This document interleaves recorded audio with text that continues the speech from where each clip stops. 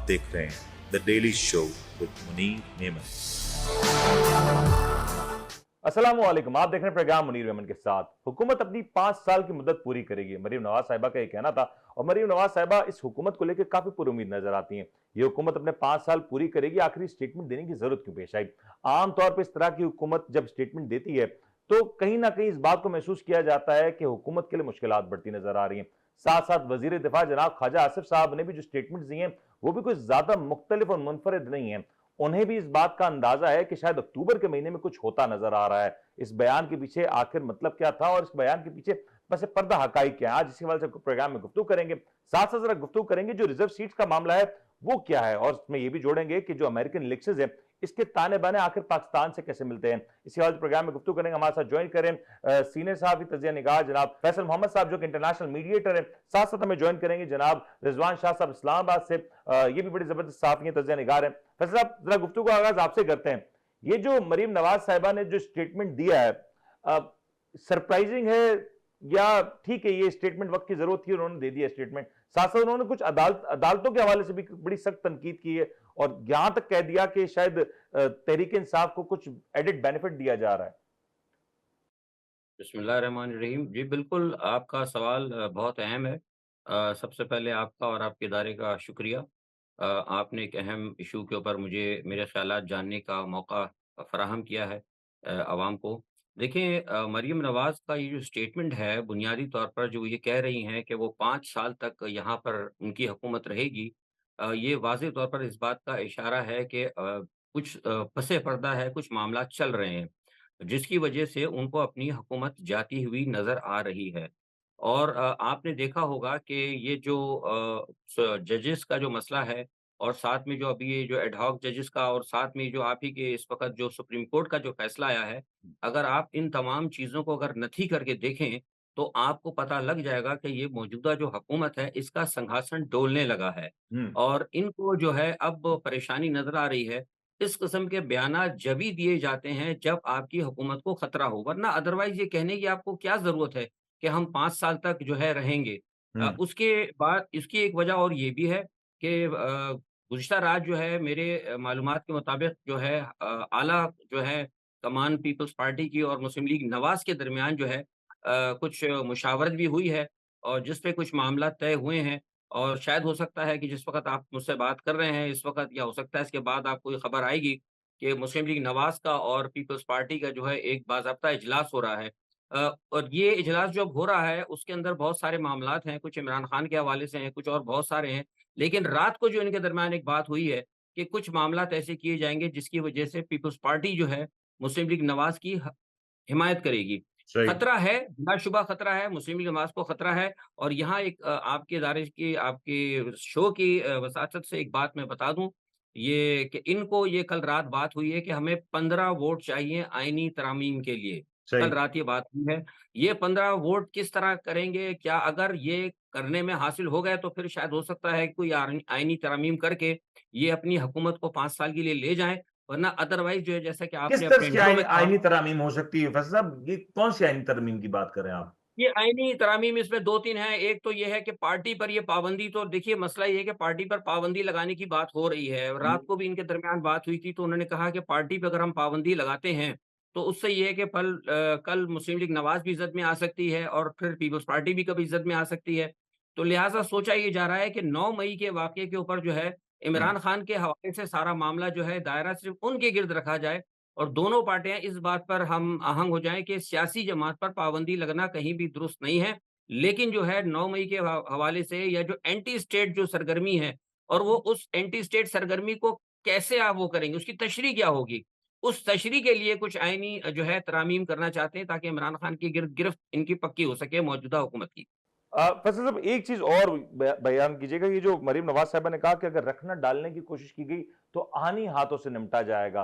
बतौर एक बड़े सूबे के वजीर आला के तौर पे क्या ये स्टेटमेंट बनती थी और क्या इस वक्त प्रेशर इस हद तक आ चुका है कि इस तरह की स्टेटमेंट देनी पड़ी है? बिल्कुल, ये बात आपने जो कही है और जैसे कि आपने पहले भी कहा कि प्रेशर वाक़ई इन पर बहुत है। और इससे एक बात वाज़ेह नज़र भी आ रही है कि मौजूदा जो हुकूमत है वो कहीं न कहीं पीपल्स पार्टी के साथ और अपने इत्तेहादियों को साथ लेकर इदारों के दरमियान जो है टकराना चाहती है। ये एक किस्म की धमकी होती है। हम्म। मतलब अदलिया को धमकी दी गई है ताकि हम जो है उनके साथ हर किस्म की प्रेशर पॉलिटिक्स के लिए और हर सूरत-ए-हाल के लिए तैयार हैं। ये बुनियादी तौर पर ये अंडर प्रेशर करने के लिए या अपना खुद एक प्रेशर रिलीज़ करने के लिए भी ये टैक्टिक्स इस्तेमाल की जाती हैं। मैं जब तक हमारे प्रोड्यूसर से दरख्वास्त करूंगा कि रिजवान शाह साहब को टेलीफोन लाइन पे ले सके, तब तक फैसल साहब ये भी ऐड कीजिएगा, ये जो सारा जो सूरत हाल है, जो सारी मामलात हैं, गवर्नमेंट एक तरफ मरियम नवाज साहब जो कि एक सूबे के एतबार से अगर देखें बड़ी पोजीशन, लेकिन पार्टी में बड़ी अहम पोजीशन है। साथ साथ ख्वाजा आसिफ साहब भी यही बात कह रहे हैं और वो बतौर वजीर दिफा कह रहे हैं, और दोनों जानिब से जो इस वक्त सुप्रीम कोर्ट का जो फैसला है रिजर्व सीट का, उस हवाले से तनकीद की जा रही है और बड़ी खुल के की जा रही है। क्या ये सारी जो जो कुछ नजर आ रही है सिचुएशन, इसके पीछे से भी रिजर्व सीट वाला मामला है या कुछ और भी मामला आते हैं? नहीं, देखिए मामला ये रिज़र्व सीट का भी है। अगर आप देखें, आपको अगर पता होगा कि आज सुबह थोड़ी देर पहले ये जो है इलेक्शन कमीशन ने ये कहा है कि हम सुप्रीम कोर्ट के फैसले पर अमल दरामद करेंगे। अब सही। ये जो देखिए बुनियादी तौर पर आइन के तहत तो सुप्रीम कोर्ट का हुक्म मानना हर इदारे पे लाज़िम है। ताहम ये जो आज आया है बयान इलेक्शन कमीशन का कि हम उनके फैसले पर अमल दरामद करेंगे, ये एक टेक्निकल चाल है। क्योंकि देखिए ना, इसमें अब आपको थोड़े दिनों बाद नज़र आएगा, ये आपके सवाल की तरफ ही बात आती है कि तो थोड़े दिन में आप देखेंगे कि ये जो अमल दरामद होगा, इसमें मीठा-मीठा हप-हप और कड़वा-कड़वा थू-थू नज़र आएगा। सही। क्योंकि इलेक्शन कमीशन ने ये कहा है कि इसका फैसला सुन्नी इत्तेहाद कौंसिल और पेशावर हाई कोर्ट से का कोई लेना-देना ही नहीं है इस फैसले के साथ। वो ये कहते हैं कि ये फैसला जो है बुनियादी तौर पर बराह-रास्त पीटीआई के साथ है। वो जो आपने कहा कि मखसूस जी। नशिस्तों का मामला। लेकिन अगर आप थोड़ी-सी अगर बहुत ही शुस्ता किस्म की अंग्रेज़ी है, उसमें वाज़ेह लिखा है फैसले के अंदर कि पेशावर हाई कोर्ट का फैसला गलत था और इलेक्शन कमीशन ने इसकी गलत तशरीह की। तो इसका मतलब ये हुआ कि फिर यहाँ पे इलेक्शन कमीशन को उस मामले को देखना चाहिए। लेकिन इसके बरक्स जो है, क्योंकि इलेक्शन कमिश्नर और हुकूमत जो है इस वक़्त दोनों एक पेज पे खड़े हुए हैं, लिहाज़ा ख्वाजा आसिफ का बयान और मरियम नवाज़ का बयान, अगर आप उसको इन दोनों का अगर आज के इस इलेक्शन कमीशन के बयान के जो एक्सेप्टेंस की अगर फैसले में देखेंगे, तो आपको सूरत-ए-हाल खुद ब खुद वाज़ेह हो जाएगी कि दोनों जो है बिहाइंड द कर्टेन एक पेज के ऊपर हैं। और दोनों का कर्टन, बिहाइंड द कर्टन एक पेज में है, और दोनों का जो इस वक्त निशाना है वो फैसला है जो सुप्रीम कोर्ट ने दिया। एग्ज़ैक्टली। अच्छा फैसला, एक चीज और बता दें, आपने कहा कि जो कहीं ना कहीं चाल है इलेक्शन कमीशन की, इलेक्शन कमीशन इसके अलावा स्टेटमेंट दे भी क्या सकता था? इलेक्शन कमीशन बराह रास्त ये तो नहीं कह सकता कि हम सुप्रीम कोर्ट के फैसले को मानेंगे नहीं। तो ये तो कहीं ना कहीं तो अंडरस्टूड सी बात है कि इलेक्शन कमीशन ने कहना यही है, आखिरी में जो नतीजा होगा वो मुख्तलिफ हो सकता है। जी, बिल्कुल एग्ज़ैक्टली, आपने बिल्कुल सही तशरीह की, ऐसा ही है। क्योंकि इसके अलावा देखिए ना, मैंने कहा कि बतौर सुप्रीम कोर्ट देखिए अदालतें जो है ना वो थर्ड पार्टी होती है, एक किस्म के मतलब एक मीडिएटर्स होती हैं, उनका फैसला मानना पड़ता है। तो लिहाज़ा मानना तो इनको था। हालाँकि ये मेरे पास ये भी इत्तलात है कि इनको कहा ये गया था कि इस फैसले के खिलाफ जाएँ, वो रिव्यू करें, और हो सकता है अभी भी रिव्यू करें, वो रिव्यू के लिए जाएँगे। लेकिन उनसे कहा था कि ऐसा आप इसके ऊपर फिलहाल रद्द-ए-अमल दें जिससे ये पता लगे कि आपने जो है इसको एक्सेप्ट किया है और अदारों के दरमियान कोई कशीदगी वाज़ेह नज़र ना आए। ठीक हो गया, ठीक हो गया। शाह साहब हमें ज्वाइन कर चुके हैं। रिजवान साहब, ये जो मरीम नवाज साहब की जो तकरीर है, मैं जरा कहूंगा कि अगर इसको किस तनाजुर में देखा जा रहा है, क्या ये एक एग्रेसिव तकरीर है? क्या ये तकरीर को ये कहा जा सकता है कि वो अपनी पोजीशन को वाजे कर रही है और कॉन्फिडेंस नजर आ रहा है इस तकरीर से? आपको क्या नजर आया इससे? जी, बिस्मिल्लाहिर्रहमानिर्रहीम, बहुत शुक्रिया। चाहिए कि मुझे इसमें हुकूमत की बौखलाहट नजर आ रही है कि वो खुद से कह रहे हैं हम अपना टाइम पूरा करेंगे, जबकि उनके अपने वालिद साहब कितनी दफा वजीर आजम थे तो उनकी हुकूमत खत्म हो गई थी। तो पाकिस्तान में अभी तक तो किसी ने वक्त पूरा नहीं किया, लेकिन 5 साल की जो वो खुद से कह रही हैं, तो ये सारी चीजें हमें नजर आती है कि हुकूमत करता है। जब से ये मखसूस नशीतों पर सुप्रीम कोर्ट का एक फैसला है, तो इस हुकूमत को एक बेचैनी होगी, और वो बेचैनी अब हमें वादे नजर आ रही है। क्योंकि देखें ना, एक सीधी सी बात यह है कि सबको पता है कि 47 फॉर्म के ऊपर कायम ये हुकूमत कितनी मजबूत है और इसको कितनी अवाम की हिमायत हासिल है, ये हम सबको पता है। जी जी शाह साहब, शाह साहब ये बात तो ठीक है, लेकिन अगर इस वक्त एडॉक जजेस की बात कर रहे थे फैसल साहब, ये जो एडॉक जजेस की तैनाती है, ये इस पे तहरीक इंसाफ के रिजर्वेशन है। शिबली फराज साहब ने एक खत भी लिखा है चीफ जस्टिस ऑफ पाकिस्तान को। इस मैटर को कैसे देखते हैं कि ये भी एक बड़ा तनाजा बनता हुआ नजर आ रहा है आपको?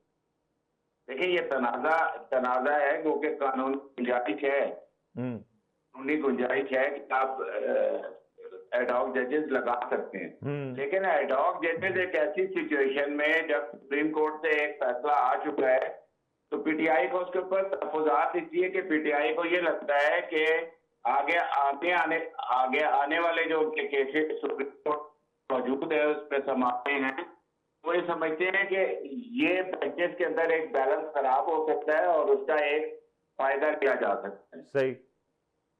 तो इस वजह से देखिए ये मैटर तमाम मामला ये हमें मैटर नजर आए। इतना ही सिंपल है, क्योंकि अगर तो इतना ही सिंपल है तो शायद ये पहले स्टेटमेंट आ जाती।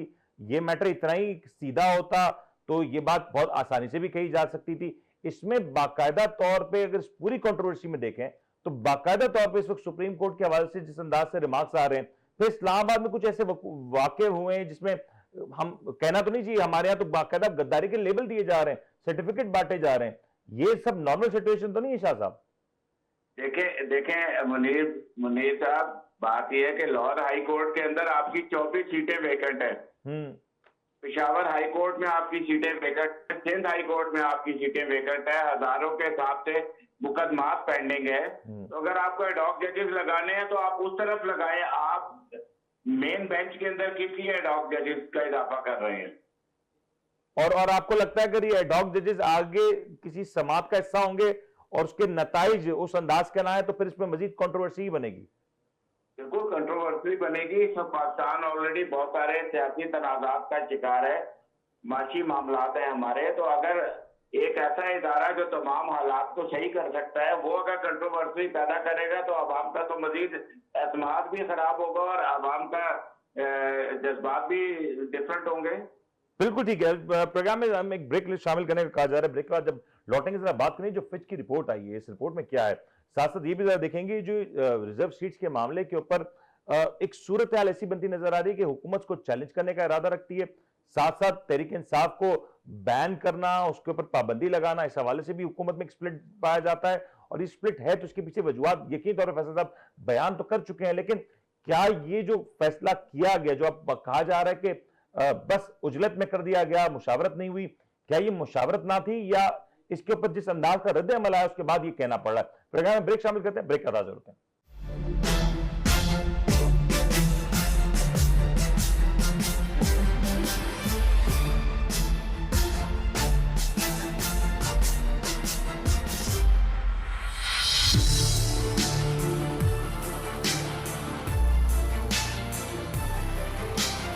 आप देख रहे हैं the daily show with Munir Memon.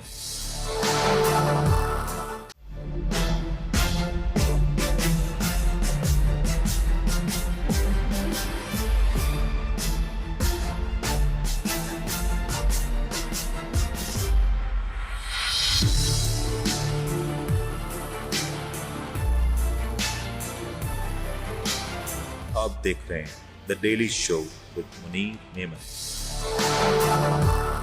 Program में आपको एक बार फिर से खुशामदीद कहते हैं। जरा बात हो रही थी ये रिजर्व सीट वाले मामले पे। इस वक्त हुकूमत ने एक फैसला किया और अनाउंसमेंट की कि तहरीक इंसाफ पे पाबंदी लगाई जा सकती है। साथ साथ रिजर्व सीट के हवाले से ये कहा गया कि इसके ऊपर नजरसानी दरख्वास्त दायर की जाएगी और हुकूमत इस फैसले से काफी ज्यादा नाखुश नजर आई।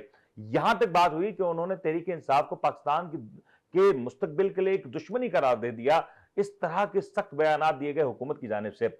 अब सूरत हाल ये निकल के सामने आई है कि इस वक्त एक मुशावरत जारी है।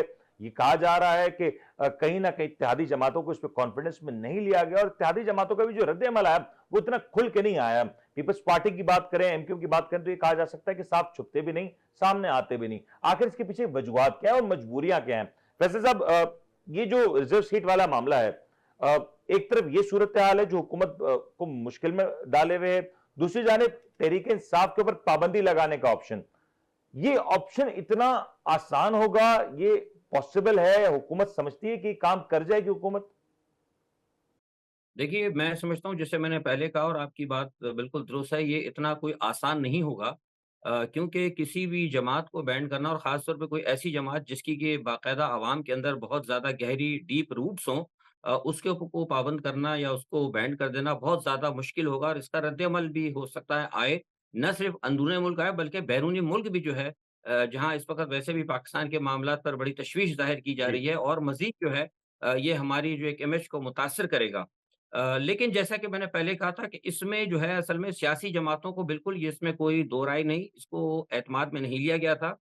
ये हुआ ये था कि जो हुकूमत को जो जो हुकूमत जहाँ से भी लेती है, जो अपने अहकामात लेती है, जो कोई उनके साथ जो मुशावरत करते हैं हुकूमत के साथ, उनकी तरफ से ये हुकूमत को की जानिब से ये हुकूमत को हुक्म हुआ था या ऑर्डर हुआ था या मशवरा दिया गया था कि वो फौरी तौर के ऊपर जो है ये बात करें कि पीटीआई जो है कौमी सलामती के लिए जो है नुकसानदेह साबित हो रही है और जो है इस पर पाबंदी लगा दी जाए।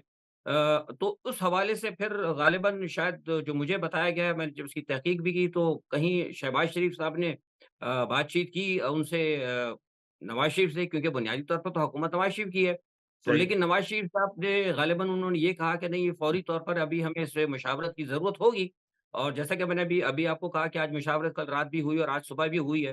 तो उस हवाले से लेकिन बाद में वैसे सुना। नून लीग के अंदर मुशावरत हुई थी एक बड़े पैमाने पे, अगर मैं कहूं कि जो चले ये तो ठीक है, दो भाइयों की आपने कहा, ठीक है, पार्टी भी दोनों ही हजरात की है, बल्कि मोरलेस नवाज शरीफ साहब की है, लेकिन क्या नून लीग की अपनी सीनियर जो लीडरशिप है, इंक्लूडिंग इसहाक डार साहब, बिकॉज उनका जो स्टेटमेंट आया वो कुछ इस अंदाज का था कि जैसे वो नहीं जानते थे या वो इससे कंट्रडिक्ट करते हैं। आपको लगता है नून लीग के अंदर भी कोई मुशावरत हुई इस हवाले से? नहीं, बिल्कुल मुशावरत नहीं हुई थी। जो जो हुकूमत को अहकामात देने वाले हैं, उनके दरमियान, शहबाज शरीफ के दरमियान और नवाज़ शरीफ के दरमियान बात हुई थी, लेकिन नवाज़ शरीफ ने कहा था कि ज़रा ठहर जाएँ, जिसकी वजह से फिर शहबाज शरीफ ने ग़ालिबन उनको ये कहा कि जनाब हम इसके ऊपर कुछ मशावरत करना चाहते हैं, लेकिन उनको कहा गया कि नहीं, वक़्त बहुत कम है, जैसे आपको कहा जा रहा है वैसा किया जाए, जो उनको मशवरा दिया जा रहा है। तो लिहाज़ा उन्होंने अता तारड़ को मैदान में उतारा और अता तारड़ साहब जिन्हें फिर आकर ये जनाब यहाँ पे आके अपना ये एक ऐलान सुनाया, जिसकी वजह से फिर मुस्लिम लीग नवाज़ के अंदर भी जो है काफ़ी बड़े पैमाने पर बदमज़गी हुई, क्योंकि जैसा मैंने कहा कि देखिए, अगर ये जमातों पर पाबंदी लगने की रिवायत चल ग निकली, तो फिर तो बहुत सारे मामलात कानूनी ऐसे निकल आएँगे कि पीपल्स पार्टी भी ज़द में आएगी, न मुस्लिम लीग नवाज़ भी ज़द में आएगी। हम्म। तो इसलिए ये फैसला ये किया गया है और ये फैसला किया जा रहा है, जो मैंने आपको बताया, ये खबर भी है और रात को भी ये फैसला किया गया था कि हम कुछ ऐसा इस मामले के ऊपर आएँ कि जमातों पर पाबंदी ना लगाएँ, लेकिन शख्सियत के ऊपर जो है लेकिन इससे पाबंदी फर्क लगा नहीं सकते पड़ा ना हैं। फैसल साहब, हमने देखा कि माजी में जो इलेक्शंस हुए उसमें आपने टेक्निकली एक पूरी जमात के ऊपर पाबंदी लगा दी, जमात का सिंबल ले लिया, जमात के कायदीन एक भी मतलब टीयर 1 टीयर 2 का लीडर कोई एक नजर नहीं आया हमें। उसके बावजूद वो जमात आज पार्लियामान की सबसे बड़ी जमात है। तो ये कोई वर्क तो नहीं कर रहा सोल्यूशन। और अगर जमात के ऊपर भी पाबंदी लगा दी जाए तो फिर ये भी पॉसिबल है कि तहरीक इंसाफ कल कोई दूसरे नाम से अपने आप को रजिस्टर करे और फिर वापस मैदान में आ जाए। फिर क्या हो सकता है? बिल्कुल, ये आपने कहा ऐसा होगा, लेकिन शुरू के अंदर जैसा मैंने कहा कि कुछ कवानीन तरामीम लाना चाह रहे हैं, उसमें ये होगा कि अगर कोई इस प्लेटफ़ॉर्म या आज़ाद भी अगर इलेक्शन लड़ेगा और बाद में अगर जो 9 मई के हवाले से कोई भी शख्सियत है, जो भी बानी है, पीटीआई के चेयरमैन जो हैं, अगर उनके हवाले से अगर कोई मंसूब किया जाएगा, तो उस हवाले से कोई ये ड्राफ्ट ऐसा तैयार कर रहे हैं कि उसको उस शख्स को जो है नाअहल कर दिया जाएगा फौरी तौर पर। लेकिन असल में जो बात वही है जो आपने कही है कि ये इस तरह अब रुक नहीं सकते, वो दोबारा कोई दूसरी जमात बनाकर सामने आ जाएँगे। तो मैं समझता हूँ कि ये जो है इसका कोई हल नहीं है और शायद ग़ालिबन यही वजह है कि मुस्लिम लीग नवाज़ और पीपल्स पार्टी इवन दूसरी इत्तेहादी जमातें भी इस बात की मुखालफत कर रही हैं। और आप देखें ना, अभी पहले भी उन्होंने पाबंदियाँ लगाई, कई ग्रुप बनाए, लेकिन कोई फंक्शनल बनकर आ गया, कोई पार्लियामेंटेरियन बनकर आ गया। तो ये मैं समझती हूँ प्रैक्टिस गलत होगी, कामयाब नहीं होगी। आप सही कह रहे हैं। शाह साहब एक चीज ऐड कीजिएगा कि मैं फैसल वाडा साहब की गुफ्तगू सुन रहा था। फैसल साहब का जब नाम आता तो फैसल हमारे फैसल साहब भी बड़े मुस्कुराते हैं। शाह साहब ये जो फैसल वाडा साहब कल इशारा दे रहे थे कि तहरीक इंसाफ धड़ों में तकसीम हो जाएगी, हाल इसका कुछ एमक्यूएम जैसा होगा, तो आज अगर एमक्यूएम का हाल देखें तो ज्यादा बुरा तो नहीं है। अगर एक पार्टी 12 13 6 सीटों से बढ़ के 18 सीटों पे पहुंच गई तो मेरे ख्याल से हाल तो उसका भी अच्छा ही है। किस तकसीम की बात करें फैसल वाडा साहब? लेकिन वो हज़ारों ख्वाहिशें ऐसी कि हर ख्वाहिश पे दम निकले। उनकी ख्वाहिशात इतनी ज़्यादा हैं कि शायद वो मतलब के समेटना और पूरी होना भी एक उम्र चाहिए उसके लिए। देखिए, सीधी-सी बात ये है कि वो जिस तक़सीम की बात कर रहे हैं, वो उसी तक़सीम की बात कर रहे हैं जैसे फवाद चौधरी आ गए हैं, ओन चौधरी अब ओन करना चाहते हैं, अली ज़ैदी शामिल होना चाहते हैं। मतलब वो उस तक़सीम की बात कर रहे हैं कि अगर ये लोग शामिल हो जाएँ। लेकिन मैं देखिए आपको एक बात वाज़ेह कर देता हूँ कि पाकिस्तान तहरीक-ए-इंसाफ जो ये कामयाबी हासिल की है और इतनी सीटें हैं और अभी उनकी मखसूस नशिस्तों का भी मामला है, तो ये तमाम चीज़ें ये सिर्फ़ अवाम के बलबूते पे हुई हैं। ठीक है ना? ये मतलब किसी सियासी जोड़-तोड़ के ज़रिए नहीं हुई हैं, ना या पीटीआई आप ने कह रहे हैं किसी ऑर्गेनिक है, इसमें कोई भी ऐसा मेलिफाइड नहीं है कुछ भी? नहीं है ना, इसमें तो लोगों ने सीधा-सीधा पाकिस्तान तहरीक-ए-इंसाफ को वोट डाला है। उन्होंने तो उनसे तो नहीं, उनको तो ये भी नहीं पता था कि किसी ने हुक्के पे वोट डालना है, किसी ने चारपाई पे वोट डालना है, किसी ने कलम पे वोट डालना है। तो ये सारी चीज़ें करने के बाद भी देखिए मुनीर साहब, बात है सूरज के आगे हाथ रखने से ना आप ये नहीं कह सकते कि सूरज जो है ना नज़र नहीं आएगा बाकियों सही। को, ठीक है ना?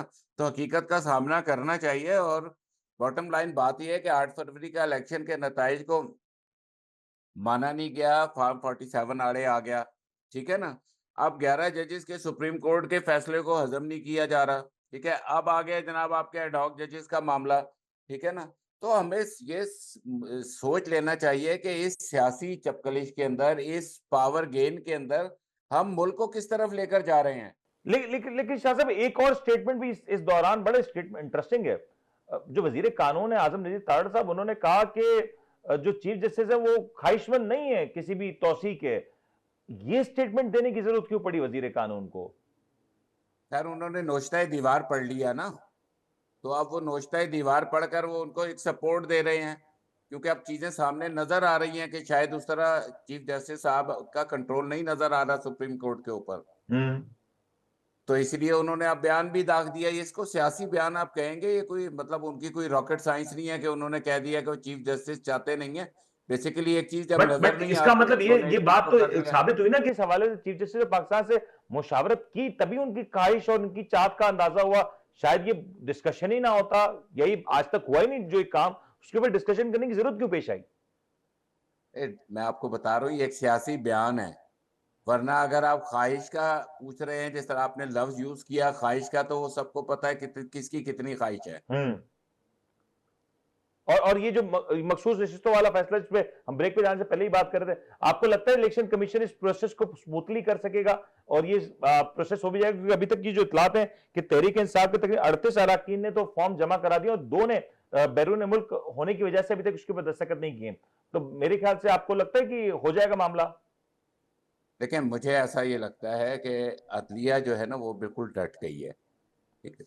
और इलेक्शन कमीशन को अदलिया के फैसले पर अमल दरामद करना ज़रूरी होगा और ये अमल दरामद होने से ही पाकिस्तान का सियासी इस्तेकाम भी आएगा। और सेकंड बात आप ये भी ज़हन में रखें कि जो एडहॉक जजेस का मामला है, इसमें से 3 जजेस तो अभी तक इनकार कर चुके हैं अपनी मसरूफियात के बायस, अपनी सेहत के बायस।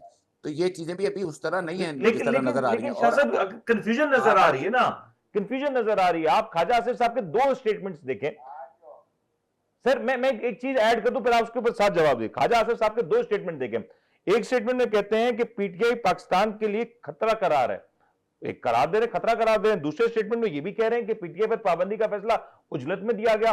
अगर तो एक पार्टी मुल्क की सालमियत के लिए खतरा है तो उसके ऊपर तो उजलत करनी चाहिए, उसके ऊपर तो फिर नहीं सोचना चाहिए इतना ज्यादा, और उसके ऊपर फिर डायलॉग और डिस्कशन की जरूरत ही नहीं। जब आपके पास ये रिपोर्ट्स हैं और ये मुसद्दिक का इतलात है कि वो पार्टी आपके मुल्क की सालमियत के लिए खतरा है, तो फिर तो उसके ऊपर पाबंदी होनी चाहिए। सर बात ये है कि जिस सपोर्ट के ऊपर बैठकर वो ये कह रहे हैं ना, वो मामलात उनके ज़्यादा चलने नहीं लगे। ज़मीन हिलने लगी है, आसमान जो है ना वो थर-थर जो है ना काँप रहा है, ठीक है ना? चीज़ें चेंज होती जा रही हैं। आप अवाम के मैंडेट को इन बहानों से, इन हीलों से कभी भी दबा नहीं सकते, ठीक है?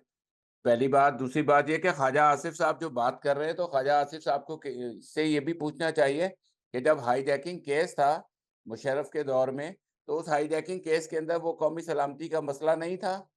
तो ये कौमी सलामती के मसले मुख्तलिफ सियासी जमातों को नज़रिया ज़रूरत के तहत जो है ना वो उसका निशाना नहीं, बनाया जाता रहा है। और मेरे ख्याल से ये अब ये सिलसिला ख़त्म होना चाहिए कि मुल्क सर ये के सिलसिला मकबूल खत्म तरीन होना चाहिए, जमात, लेकिन फिर मैं फैसल साहब की तरफ यही जमात, सवाल होगा। मकबूल तरीन लीडर, आप उनको डिनाई करके आप अवाम की जो है ना सर ये बात आप कह एक रहे हैं ना वर्दी मकबूल ऑफ तरीन, मैंडेट है। लेकिन फैसल साहब से मैं चाहूंगा इसका जवाब जरूर लें। फैसल साहब, नहीं, आप इससे इनकार करते हैं कि मकबूल तरीन नहीं है। सर मैं नहीं, मैं तो एक जो आगे बात करने जा रहा हूं आपको खुद समझ आ जाएगी। फैसल साहब, ये जो फिच की रिपोर्ट आई है, पहले तो रिपोर्ट का देख के आपका फर्स्ट इंप्रेशन क्या था? क्योंकि आमतौर पर फिच इस तरह की रिपोर्ट नहीं दिया करता। Was it surprising for you, या ठीक है ये रिपोर्ट थी, इसमें कोई ऐसी बात नहीं है? मैं आपके सवाल का जवाब देने से पहले एक छोटी-सी चीज़ ऐड कर दूँ, जो आपने फैसल वावड़ा के हवाले से कहा था। देखिए, वो कहते हैं ना, पार्टी तो तक़सीम हो सकती है, लेकिन मैं बता दूँ, वो सही कह रहे हैं, हो सकता है हो जाए और कोशिश भी की जा रही है। लेकिन ये याद रखें कि नज़रिया कभी तक़सीम नहीं होता और नज़रिया अगर तक़सीम नहीं होगा, तो इसका मतलब है कि वो मामला वहीं रहेगा। अब आते हैं फ़िच की रिपोर्ट। देखिए, फ़िच का जो मामला है ना, वो तो आपको पता है कि बुनियादी तौर पर एक अदाद-ओ-शुमार देते हैं, चाहे वो महँगाई के हवाले से हो या पर कैपिटा हो या पैदावार के हवाले से, लेकिन जी। जिस किस्म की उन्होंने रिपोर्ट दी है, वो तो ऐसा लग रहा है कि तमाम वो पाकिस्तान के हवाले से सारे प्रोग्राम जो है वो नशर कर रहे हैं कि ये इतने साल तक इनकी हुकूमत चलेगी और इतने साल बाद ये हो जाएगा। तो मैं समझता हूँ कि इस आपके इस सवाल पर मेरा छोटा-सा और बिल्कुल मुख्तसर-सा जामिया तजिया ये होगा कि इस रिपोर्ट के बाद फिच ने अपनी जो है क्रेडिबिलिटी खुद खो दी है। और ये जो पिन पॉइंट एनालिसिस किया है फिच ने खान साहब के हवाले से कि चाहे कोई भी फैसला आ जाए उन्हें रिलीफ नहीं मिलने जा रहा, कुछ इस तरह के अल्फाज इस्तेमाल किए कि शायद वो जेल से ही बाहर नहीं आएंगे, ये रिपोर्ट में कहा गया है, तो आपको नहीं लगता कि ये ठीक है या नहीं? ये ठीक तो इसलिए कहा गया ना कि यहाँ से इनको बताया गया है, क्योंकि ये कहीं न कहीं, ये मैंने आपको कहा ना कि पसे पर्दा जो मामलात हो रहे हैं, अब ये कौमी सलामती की जो बात की गई है, कौमी सलामती के साथ तो जोड़ा इसीलिए गया ना, इमरान खान के नाम को जो जोड़ा जा रहा है और जो फिच की रिपोर्ट अगर आप देखें तो आप वाज़ेह हो जाएँगे कि कौमी सलामती के इश्यू को तो हमारे यहाँ में सियासत के तौर पे इस्तेमाल किएगा, पर एक फैसल ज़मानत साहब है ये कि तो नहीं हो सकता ना, ये हम कह ये फिर आप ये कहेंगे कि क्या फिच के ऊपर पाकिस्तान की मौजूदा हुकूमत असरअंदाज हो गई, या हमारी मौजूदा हुकूमत में इतना दमखम है कि वो फिच जैसे इदारे के ऊपर असरअंदाज हो जाए?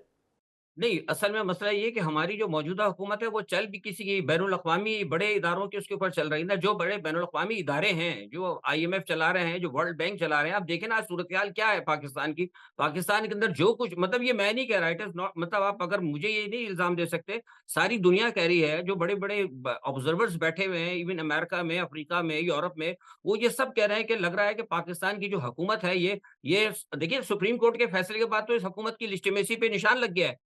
लेकिन उसके बावजूद ये हुकूमत चल रही है और लग रहा है ऐसा कि कहीं न कहीं इसको, हुकूमत को कोई जो है सपोर्ट फराहम कर रहा है। इसकी कानूनी हैसियत इसको दी जा रही है। अच्छा, आप छोटी-सी बात देख लें, आज तहरीक लब्बैक ने बैठ के मुज़ाकरात की। भई क्यों मुज़ाकरात की तहरीक लब्बैक ने इनके साथ? ये तो हुकूमत ही ना जाए।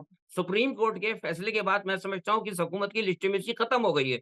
इसकी कोई हैसियत नहीं है। लेकिन उसके बावजूद तहरीक लब्बैक ने बैठ के उनके साथ बातचीत की, उनसे कराई गई। इसका मतलब ये है कि एक तासुर दिया जा रहा है कि हुकूमत जो है पावर में है और ये हुकूमत ही सब कुछ करेगी। अब एडिंग टू योर पॉइंट, आपने कहा कि मामला कुछ बैरूनी है। अगर मामला बैरूनी है तो फिर एक सवाल फिर ये भी है कि जो ख्वाजा आसिफ साहब ने भी स्टेटमेंट दी अक्टूबर के हवाले से कि अक्टूबर में कुछ इस तरह का हो सकता है कि कोई ऐसी अदालत में पिटीशन दायर की जाए और फिर इस पूरे प्रोसेस को नल एंड वॉइड करार दिया जाए। अक्टूबर में और भी बहुत कुछ होना है यूएस में, अगर हम बात करें तो ये क्या सब इंटरकनेक्टेड नजर आ रहा है फैसल साहब, और बड़ा क्लियर होता जा रहा है हर रोज। बिल बिल्कुल ऐसा ही है, क्योंकि जैसे-जैसे अमेरिका के अंदर तब्दीली आ रही है, क्योंकि ट्रंप ने बड़े वाज़ेह तौर पर कहा है कि पाकिस्तान की इंटरनल सूरत-ए-हाल को, ख़ास तौर पे जो पीटीआई के चेयरमैन का जो मसला है, उनको वो, बल्कि तो आ चुका है, अख़बार में भी आ चुका है। उन्होंने कहा, मैं बग़ौर देख रहा हूँ और मेरी उस पे नज़र है और मेरे आने के बाद जो है मैं इसके ऊपर जो है अपना जो भी है उनका जो रद्द-ए-अमल है या जो कुछ वो चाहते हैं वो करेंगे। और मैं समझता हूँ कि वो बात जो ख्वाजा आसिफ ने कही है, वो किसी हद तक कहीं न कहीं दुरुस्त है।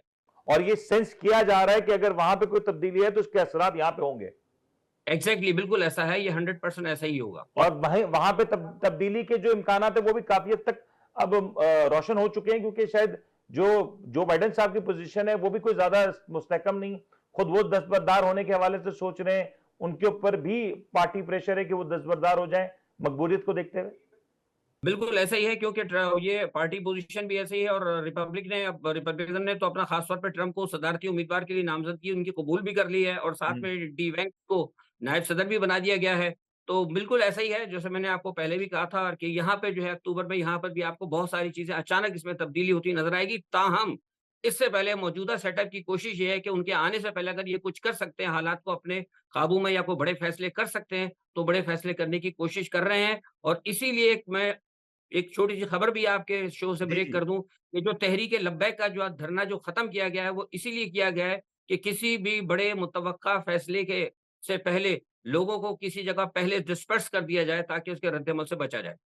शाह साहब एक पैरेलल ड्रॉ कर लेते हैं, क्योंकि जो फैसल साहब कह रहे हैं, पहले तो मुझे ये बताइएगा, do you agree to this, क्योंकि ये बहुत से लोगों का ख्याल है कि इंटरनेशनल लॉबी है और एक इंटरनेशनल पूरा सिनेरियो जो तब्दील हो रहा है उसके असरात हम देख रहे हैं कि बांग्लादेश में नजर आ रहे हैं, हिंदुस्तान में भी दिखाई दे रहे हैं, पाकिस्तान में भी नजर आ रहे हैं।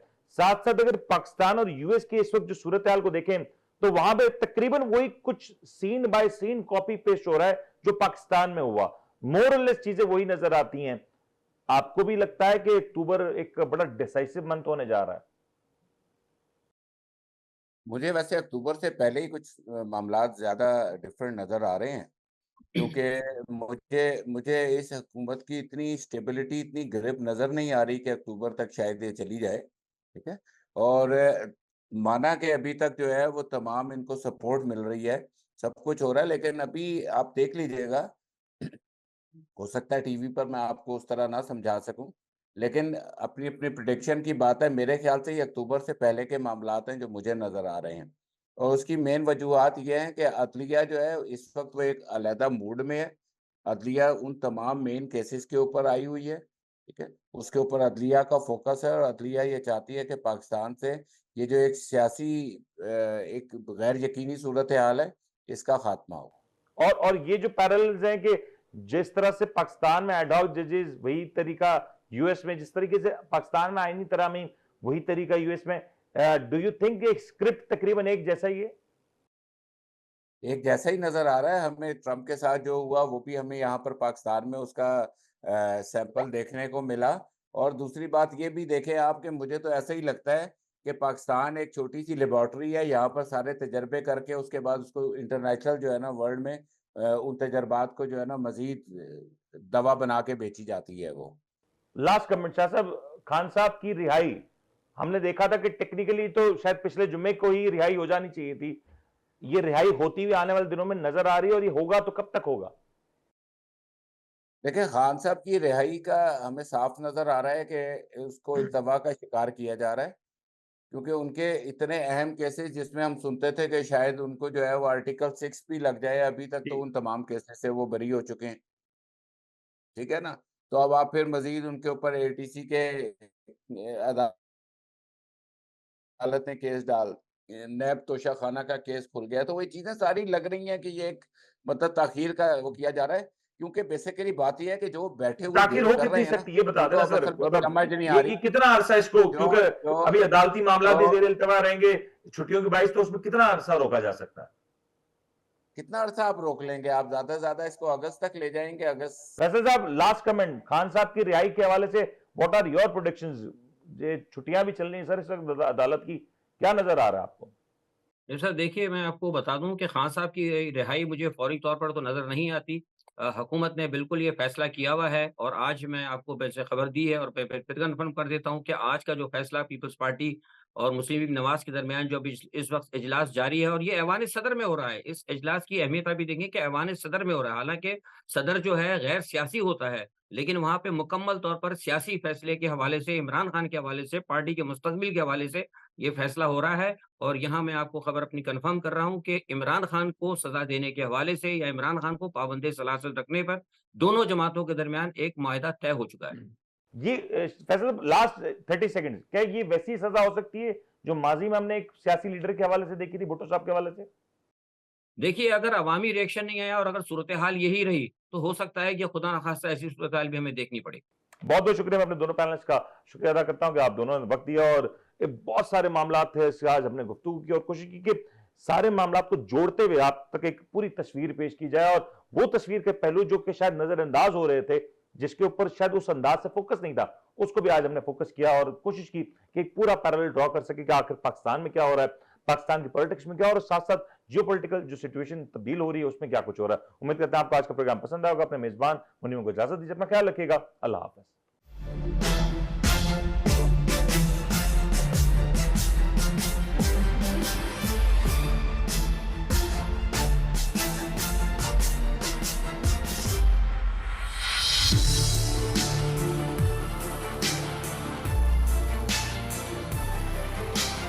आप देख रहे हैं the daily show with Munir Memon.